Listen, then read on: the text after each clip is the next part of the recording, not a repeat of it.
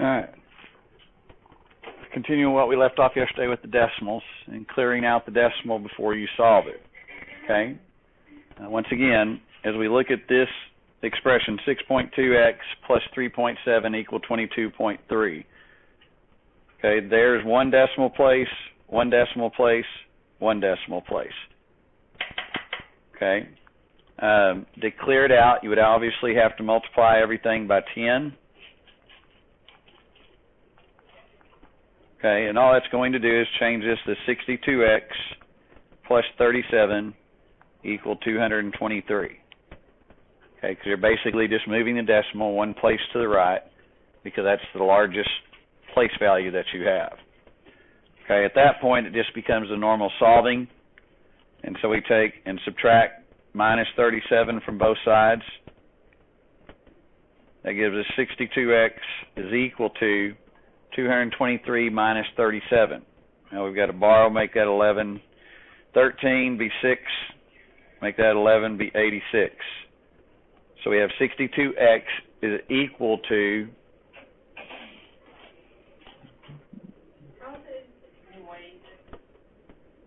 excuse me, 186, yeah. Excuse me, my bad, 186. So now we divide 62 into 186, 62 into 62 goes one time, then we get on the right side, 62 goes into 186 three times.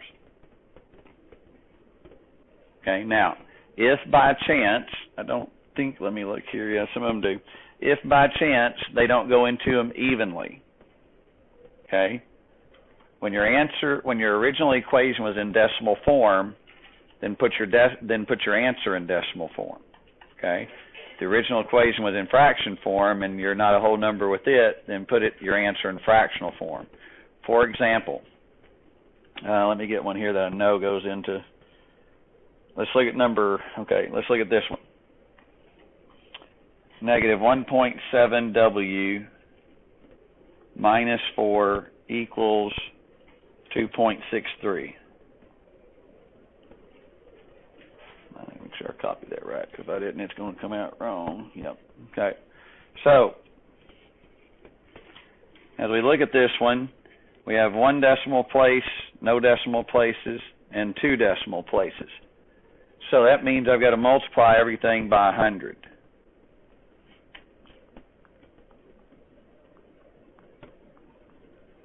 Okay. So that means I'm going to move this two places to the left, to the right. So that gives me negative 170w minus 400 equals 263.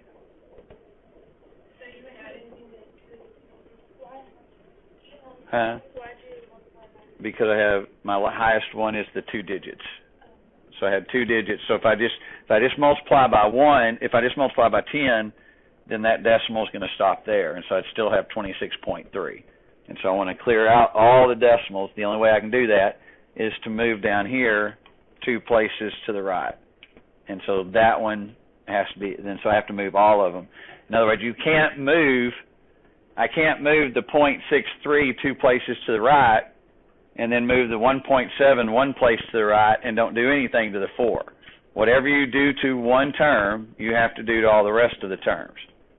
Okay, so if one of the decimal places has 3 decimal places behind it and none of the other terms do, then you still got to move it 3 places. Okay, just like on the 4, we went from 4 to 400 because when you move that twice, that's what is going to happen. You're going to have to add 2 zeros. So now we solve it. We add 400 to both sides.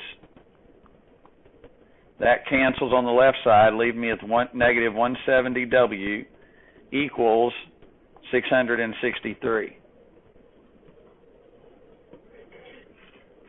Okay? Now, I have to take and divide that.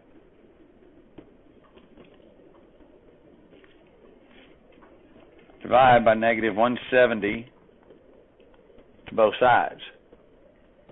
Okay, on the left side it cancels, leaving me a w is equal to. On the right side, I have 170 into 663. Okay, that's going to go 3 times. That would be 510. So I subtract that. That gets me 153. Now remember, if that remainder right there is bigger than whatever your divisor is, you got to go up one more. Okay, in other words, if that had been 173, I'd had to increase the number 3 up on top to a 4. Okay, but since it's below 170, I did right, and now I move on to the next one. So I have a decimal right there, add a 0, and I bring it down. 1,530. Okay, looks like probably 9 times. 9 times 0 is 0. 9 times 7 is 3, carry my 6. 9 times 1 is 9, plus 6 would be 15. Be 0. So W is equal to 3.9. And it's negative because of our one negative sign right there. So it's negative 3.9.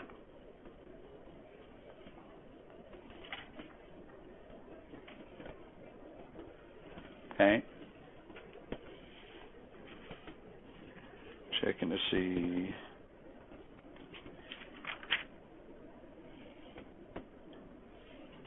Yeah, they don't. You won't have any inequalities that are decimal.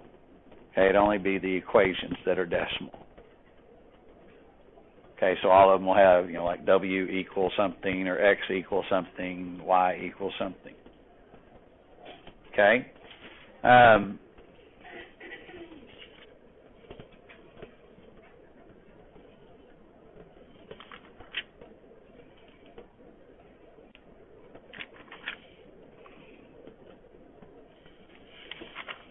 Okay, so your homework is 5.7, 3 through 11.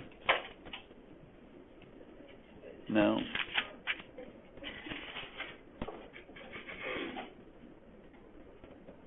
And 13 through 31 odd.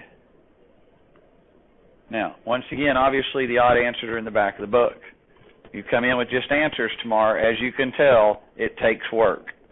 So if you come with answers tomorrow, you'll get it wrong regardless if you have the correct answer or not. Okay, your work better be there, and your work better reflect the answer that you've gotten. Okay, I want to have the odd ones so that way you can check your answers in the back of the book. So if you do number 13, get your answer, look at it in the back of the book. If it's wrong, go back, erase it, and do it again. Okay, but it's never right for you to go and just take, well, I can't get that answer. I've tried 5 times, so I'm just going to put that answer. Okay, can't do that. All right, they're there to help you check them. All right, so go ahead and get started. I'll allow you to work with partners so you can help each other out. And so go ahead and get started. You still got about 35 minutes left in class.